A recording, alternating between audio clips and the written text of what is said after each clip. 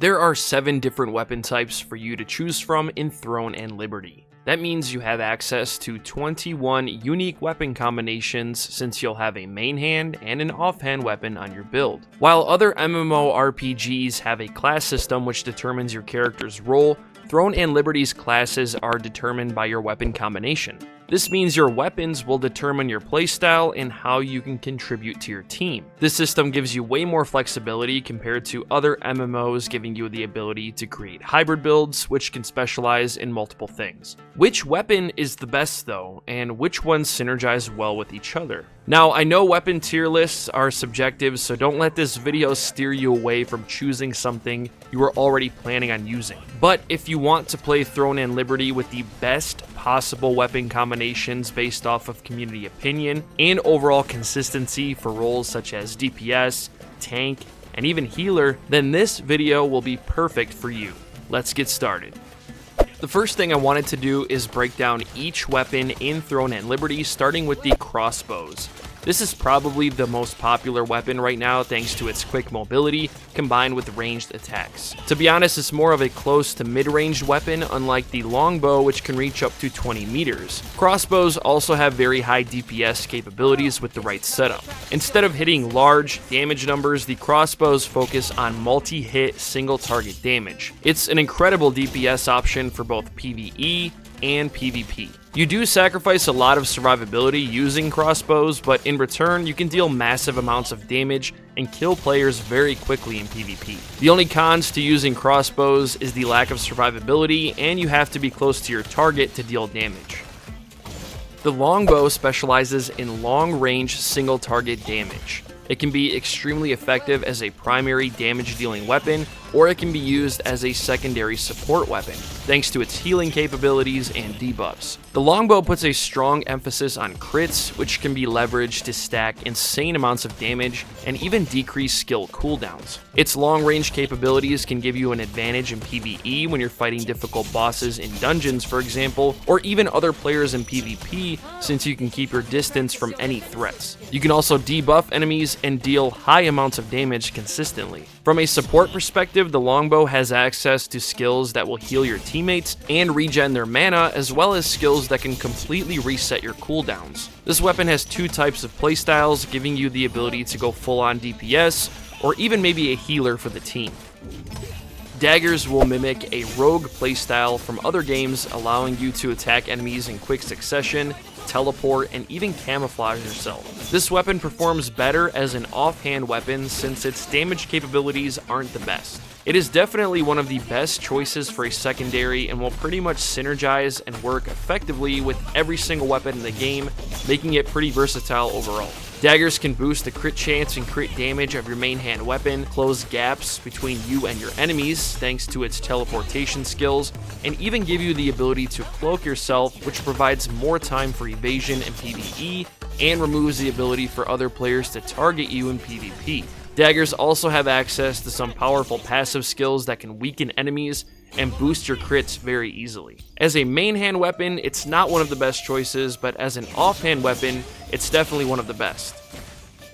The Greatsword is the heaviest weapon in Throne and Liberty, which means slower, more methodical attacks. Now, what you sacrifice in speed, though, you gain in damage. The Greatsword is an absolute powerhouse when it comes to AoE attacks, and unlike the Crossbow, which deals more hits with less damage, the Greatsword deals less hits that deal massive amounts of damage. This weapon specializes in CC attacks, which can be leveraged to boost the damage of your most lethal skills. You can also knock enemies down, which gives you a small window of time to punish your enemies, which is a very satisfying mechanic overall. If you want a weapon that deals high burst damage, unleashes strong AoE attacks, and can stun targets easily, the Greatsword is a fantastic option for you. With the right weapon combination, this weapon can be extremely lethal, but may fall short in PvP engagements due to its slower attacks and reliance on close quarters combat.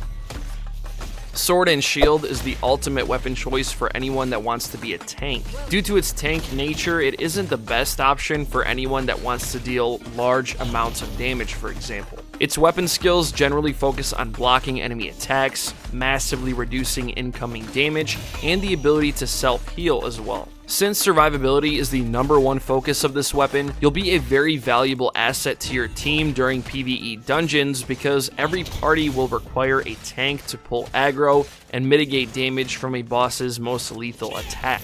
Even though the sword and shield has self-healing capabilities and skills that increase survivability, it also has access to mechanics that can boost the damage reduction for teammates as well, making it a great option for support during difficult PvE content or even PvP.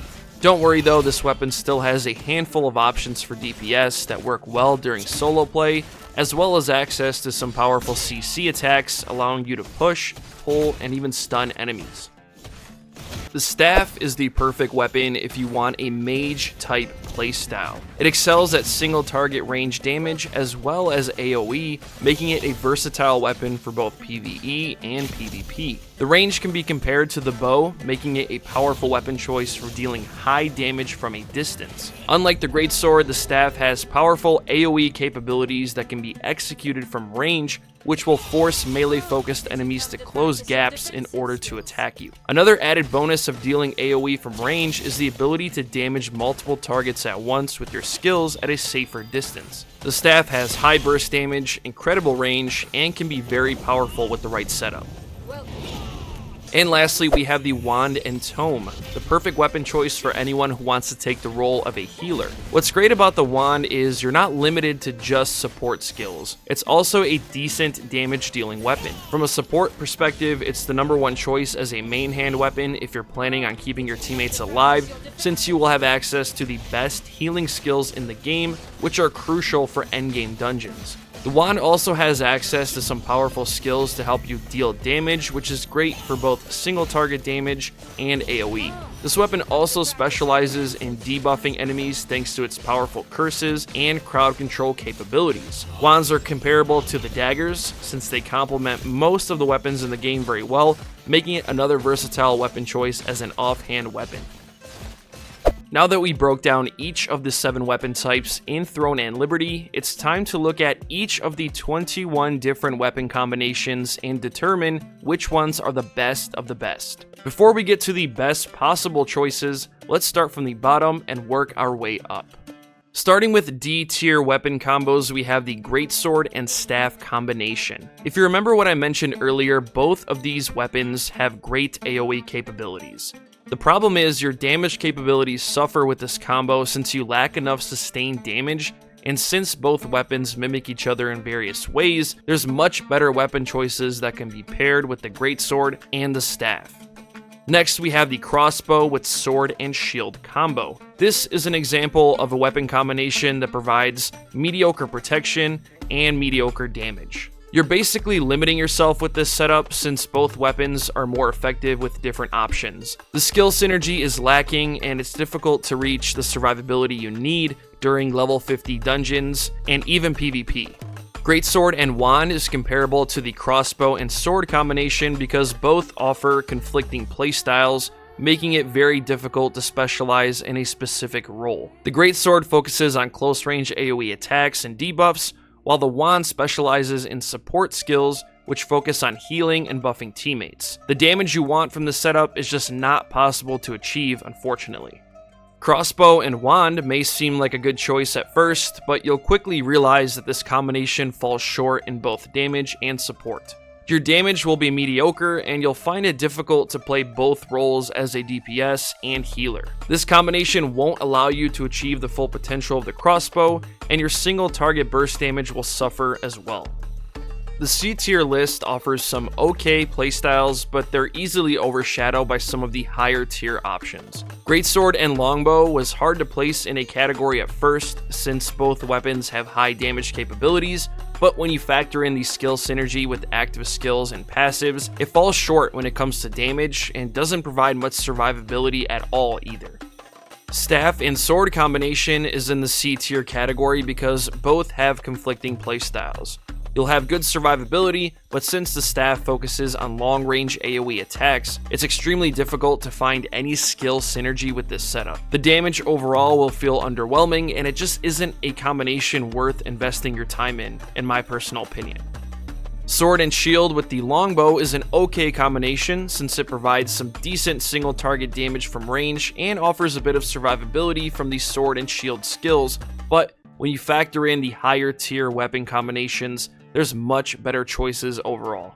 Sword and shield with staff offers decent defensive abilities, but to be honest, the weapons don't complement each other very well at all. With this combination, you'll be lacking in the damage department, and your tanking capabilities can be maximized with higher tier weapon combinations. Moving into B tier weapon combos, it's important to mention that even though these combinations work well, you may not achieve exactly what you wanted compared to the higher tier options. Sword and shield with the daggers can be a good choice if you want to be able to tank damage properly, while also dealing some nice damage thanks to the active and passive skills with daggers. It's an effective combo, but there's definitely better options.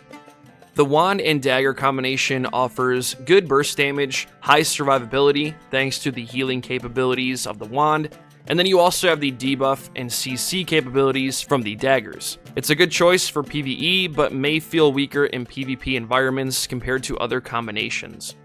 Staff and crossbow has amazing burst potential and decent AoE damage. The synergy between the crossbow's single target damage and the staff's area damage makes it ideal for players who prefer to control zones from a distance. The only drawback to this weapon combo is the lack of mobility. Moving into A tier, which provides fantastic options for your specified roles and works well in both PvE and PvP. Greatsword and Dagger is by far the best melee-oriented weapon combination in Throne and Liberty. With this combo, you'll have high burst damage, quick mobility, and exceptional attack speed. The only downside is the lack of range capabilities, but at least the daggers offer the ability to teleport to your targets if you need to. Longbow and crossbow is a powerful weapon combo that provides strong single target damage, offering consistent DPS, low cooldowns, cooldown reduction capabilities, and very strong debuffs. It falls a bit short when fighting multiple enemies at once due to its lack of AoE attacks, but is still a fantastic weapon combination.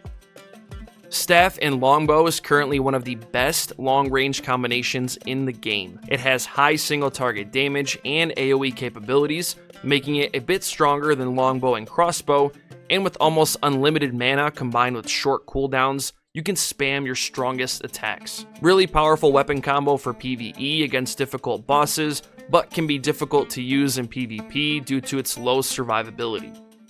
Longbow and Daggers is an exceptional weapon combination that will turn you into an assassin with quick mobility, cloaking capabilities, and very strong single target damage. Honestly, the only downside to this combination is the lack of AoE capabilities.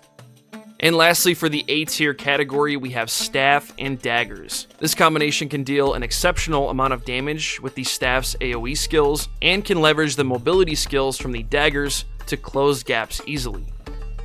Now we can finally go over the best possible Throne and Liberty combinations in the S tier category. Longbow and Wand is the ultimate healer setup. Even though this weapon combination doesn't provide much damage at all, it fits the healer role so perfectly that it deserves a spot on the S tier list. The healing potential with this weapon combination is so strong, you can fully heal your entire party to max HP almost instantly. A healer is very important for endgame content, and if you're up to it, this is the perfect weapon combination for you. Crossbow and Daggers is currently the highest damage setup for a DPS player. It easily has the highest damage potential in the game, and is perfect for sustained single target damage. You have the multi-hit attacks from the crossbow combined with the debuffs and mobility from the daggers. If you want to deal an absurd amount of damage, this combination is highly recommended. Sword and Greatsword is the ultimate tank setup.